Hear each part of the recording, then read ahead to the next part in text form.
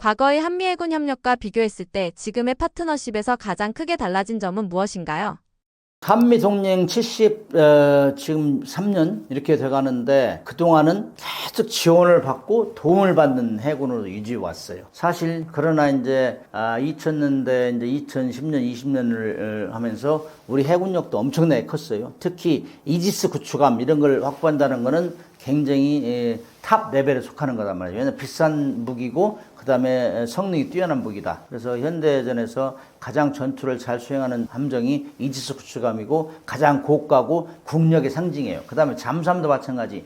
우리가 이제 1992년대 최초 도입해가지고 21년도에 우리 독자적인 잠수함을 그것도 아주 걸출한 잠수함을 만들어냈단 말이죠. 그게 도산한 청함인데 이 정도 전력을 확보하는 나라가 드물어요. 그렇기 때문에 우리가 목소리가 커졌다고. 특히 우리가 매 2년마다 이루어지는 미국이 주도해서 하는 림팩 훈련, 하와이에서 하는 림팩 훈련에 가면은 수십 개국에 와서 함정 수십여 척이 참여하고 이렇게 하면서 각 전기 기량을 보면은 우리 한국이 잘해요. 그래서 2024년도에는 우리가 부사령관까지 했어요. 연합해군 부사령관. 이 정도 지휘권을 준다는 것은 미국이 우리를 인정한다는 거예요. 그렇기 때문에 미국이 과거에 우리한테 도움을 주고 키워주고 그 다음에 옛날 2차 대전 쓰던 배, 월남전 쓰던 배를 뭐 무상으로 지원하고 그랬는데 지금은 뭐 우리가 그런 거 탈피하고 우리가 오히려 외국에 쓰던 배를 주는 이런 상황이고 그랬더니 위상이 확 올라가 있죠. 첫째, 훈련을 잘하고 정신력이 똑바라. 우리 한국 해군들이. 그런 림팩 가면 다 드러나요, 그게. 그 다음에 함정 수준, 고가, 최고의 장비 수준, 이런 거 보면 무시할 수가 없어요. 미국하고 한국하고 일본하고 그런 수준에서는 대등하다고. 뭐 우리가 핵추진 잠수함하고 한국만만 안 만들었지, 나머지는 뭐 거의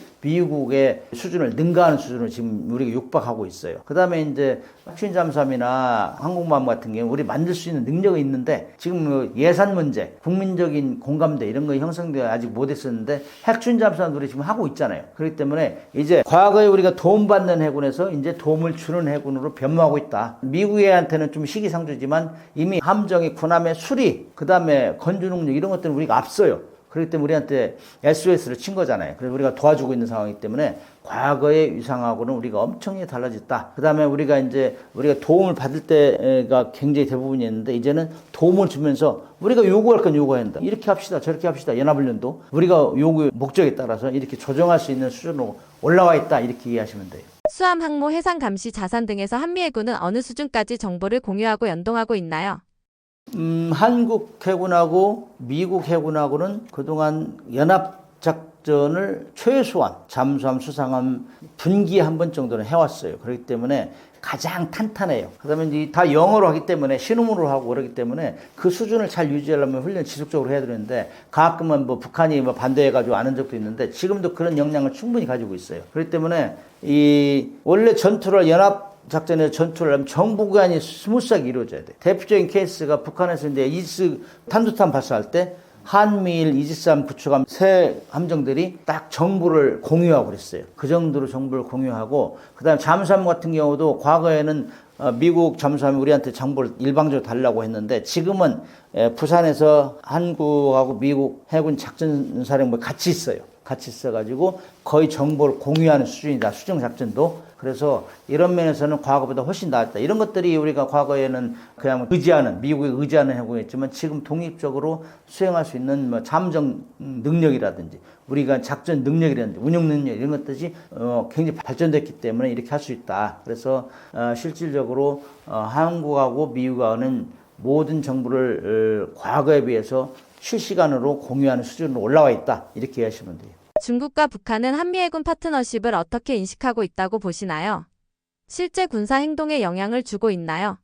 중국과 북한은 한미 연합훈련하면 기분 나빠하죠. 왜냐면은 최고의 감실 정찰 능력을 가지고 있잖아요. 그 다음에 최고의 연합작전 능력을 보여주고 있잖아요. 그렇기 때문에 기분 나쁘죠. 북한에서 계속 연합훈련하면 아주 히스테리 반응이 일으키는 게 그것이고, 그 다음에 이제 중국 같은 경우도 과거에는 미국 함정이 서해에서도 훈련을 했어요. 최근에는 안 하죠. 중국을 자극하기 싫어서, 자극하지 않기 위해서. 북한은 한미 연합훈련에 대해서 되게 민감한 반응을 일으키고 있고, 그 다음에 중국이 미국 해군이 한반도 근해에 이제 위치하지 않으면은 아마 독도나 이해도나 이런 수시로 출동하고 서해에서도 해군이 한미연합 해군들이 이제 훈련할 때마다 중국과 북한이 히스테리 반응을 일으키죠. 이런 것들은 우리의 정보 장살 능력 자산이 뛰어나고 그다음에 이제 중국과 북한의 압도할 수 있는 이런 수준을 보여주기 때문에 그런 거예요. 특히 미국 같은 경우는 항공모함 전력, 핵잠수함 전력을 수시로 전개할 때마다 중국이 민감한 반응을 일으키면 아직까지 중국은 항공모함 세 척을 만들고 뭐 구축함을 벽돌 찍어내다시피 한다 이런 얘기를 하지만 그래도 그런데 불구하고 성능 면에서 미국이 뒤져요. 그렇기 때문에 상당히 수세적이고 좀 한마디로 미국 해군을 두려워하죠. 이런 차원에서 한미 해군이 연합하면은 북한이나 중국은 긴장할 수밖에 없다 이렇게 판단합니다. 한미 해군이 함께 움직일 때 작전 주도권은 어떻게 조율되나요? 한국 해군의 자율성은 어느 정도까지 확보돼 있나요? 한국 해군은 과거에는 뭐 이스 구축함도 없고 잠수함도 없고 할 때는 거의 미군에 의존해서 따라다니면서 훈련하고 작전 교리 전술 이런 걸 이어받고 그랬는데 지금은 독자적으로 활동할 수 있고 미국이 만약에 없다 손치더라도 우리의 최고의 전력을 투입한다면은 한반도 근해에서는 감히 함부로 건들지 못할 것이다. 중국이 항공모함도 있고 잠수함도 있고 그러지만은 사실 우리의 잠수함 능력이라든지 구축함 능력이나 이런 걸 보면은 함부로 할 수 없어요. 그다음에 해상 초계기도 P-8 이런 것들은 감시 정찰 수단이 되는 것이고 그다음에 과거에는 우리 인공위성 정보가 없었어요. 근데 이제 우리 군사 정찰 수단을 쏴놨잖아요. 그렇기 때문에 정부 능력이 출중해졌고 그렇기 때문에 우리를 건들기가 쉽지 않다. 그래서 이제 한국이 미국에 그동안 많이 이끌려서 이렇게 다녔지만 지금은 어떤 특정한 면에서는 우리가 이렇게 합시다 저렇게 합시다 얘기도 하고 우리의 의견이 많이 반영되는 거예요. 그렇기 때문에 그거는 우리가 활용할 수 있는 전력, 구축함이나 이지스 구축함이나 잠수함 전력 이런 것들이 많이 컸다 이렇게 이해할 수 있죠. 한국 해군이 아시아에서 차지하는 위치는 어디쯤이라고 보시나요? 뭐 등수를 매길 수는 없는 것이고 왜냐하면 중국 해군에 비해서 우리가 5분의 2 정도 그다음에 일본의 해군에 비해서 우리가 3분의 2 정도 이 정도 전력이에요. 전력 숫자나 톤수나 이런 걸 보면은 그럼에도 불구하고 우리는 우리 나름대로 특성을 가지고 있어요. 첫째, 우리는 훈련을 잘해요. 그다음에 작전을 잘한다고 뛰어나다고 승조원들이 그런 면에서는 좋고 그다음에 자산도 전력 자산도 디지스 구축함이나 독도함이나 그다음에 전투함정이나 그다음에 잠수함이나 이런 걸 보면은 그야말로 한 방을 날릴 수 있는 이런 전력이기 때문에 함부로 할 수 없죠. 그래서 우리는 우리 한반도 주변 해역을 함부로 건들지 못하게 할 수 있는 전력을 확보했어요. 그러나 중국 같은 경우는 그 한반도 문제가 아니라 미국하고 대등하게 가기 위해서 노력하는 것이고 그래서 대양해역으로 가는 거고 일본이나 우리 같은 경우는 미국이나 중국 다음이잖아요. 그래서 그 자기 디펜스할 능력은 충분히 가지고 있다. 그다음에 이제 우리가 좀 여유를 부린다면은 이제 해상 교통로를 방어하는데 그동안은 말라카이브 이런 데 미군에도 많이 의존해 왔는데 유사시에는 우리가 이제 거기도 출동할 수 있죠. 이제 원해 작전 능력을 많이 확보했기 때문에 그래서 우리는 중국이나 일본하고 대등한 전력은 아니지만은 함부로 우리를 건들지 못하는 이런 수준에 와 있다. 뭐 저는 그렇게 판단해요. 미국이 한국 해군에게 기대하는 가장 큰 가치는 무엇이고 앞으로 한미 해군 파트너십은 어떻게 될 것 같으신가요? 미국은 지리적으로 아시아하고 이격돼 있잖아요. 그렇기 때문에 항상 중국을 억제하면서 한미일이 대동단결, 그 다음에 호주도 참여하라 해가지고 그걸 막고 있어요. 그런데 그동안 우리는 한국 같은 경우는 북한을 제1위적으로 생각하고 거기에만 몰두해 있다고 대북 억제를. 근데 지금은 보니까 미국이 보니까 경제력이 많이 올라왔어요. 전투력 함정도 많이 수준이 올라왔어요. 지상 무기도 충분해요. 인공위성까지 발사해서 독자적으로 이제 북한을 억제할 수 있는 수준에 와 있다. 이렇게 판단해요. 미국 우리를 판단할 때. 그렇기 때문에 이번에 뭐 미국에서 국방 전략 발표할 때도 한국이 이제 북한을 독자적으로 억제할 수 있는 수준에 와 있다. 핵무기는 내가 해줄게. 그거예요. 그렇기 때문에 우리는 이제 미국에 비해서 뭐 그렇게 의존 안 하고 그래서 한국도 과거엔 내가 도왔지만 당신들도 이건 해주시오 하면은 해줄 수 있는 능력이 돼 있어요. 그렇기 때문에 핵 추진 잠수함까지 이제 건조하는데 협조하겠다 이렇게 이제 동의를 한 거예요. 그래서 특히 북한은 핵무기를 물속에 감추는 거잖아요. ICBM 이런 것 때문에 SLBM으로 해서 물속에 감추는 건데 그런 걸 다 미국 잠수함이 추적 감시하면 힘들어요. 지리적으로 이역됐고 그래서 그거를 한국에서 한반도는 책임지고 당신이 하라. 한국이 해라. 내가 지금 개런티 할 수 있는 수준에 와 있다. 이렇게 이제 느끼는 거예요. 그렇기 때문에 핵추진 잠수함 건조도 동의를 했고, 그래서 한국 해군에 기대하는 가치가 커요. 과거에는 내가 도와주기만 했는데 이제는 우리와 같이 작전도 합시다. 우리가 부족한 부분을 당신이 메꿔주시오. 우리는 한반도에서는 당신이 알아서 하고 우리는 중국하고 그 더 큰 무대에서 우리는 막아주겠다. 남사군도 그네 시달리는 필리핀이나 이런 데 다 커버해주겠다. 이런 전략을 짤 수 있죠. 오늘날 해군이 주도권을 쥐게 된 가장 큰 변화는 무엇이라고 보십니까? 해군이 주도권을 쥐었다는 것보다는 실질적으로 전쟁은 지상에서 일어나는 게 일반적이었어요. 그 다음 결국에는 전쟁의 승패를 결정지는 거는 해양으로 운송 능력이 있어야 돼요. 군수 지원을 해줘야 되기 때문에 특히 영국 같은 나라 이런 나라는 군수 지원 없으면 뭐 전쟁을 수행할 수 없잖아요. 이스라엘, 이란 전쟁 이런 때도 가장 먼저 해군이 가잖아요. 미국은 해군을 투입하잖아요. 이런 것들은 확보해야 돼요. 그래야 전쟁을 하려면 석유가 있어야 되잖아요. 그런 것들을 해상 교통을 확보해야 되고 그다음에 이제 지상의 자원이 고갈됨에 따라서 해양 영토 확보에 혈안이 돼 있어요.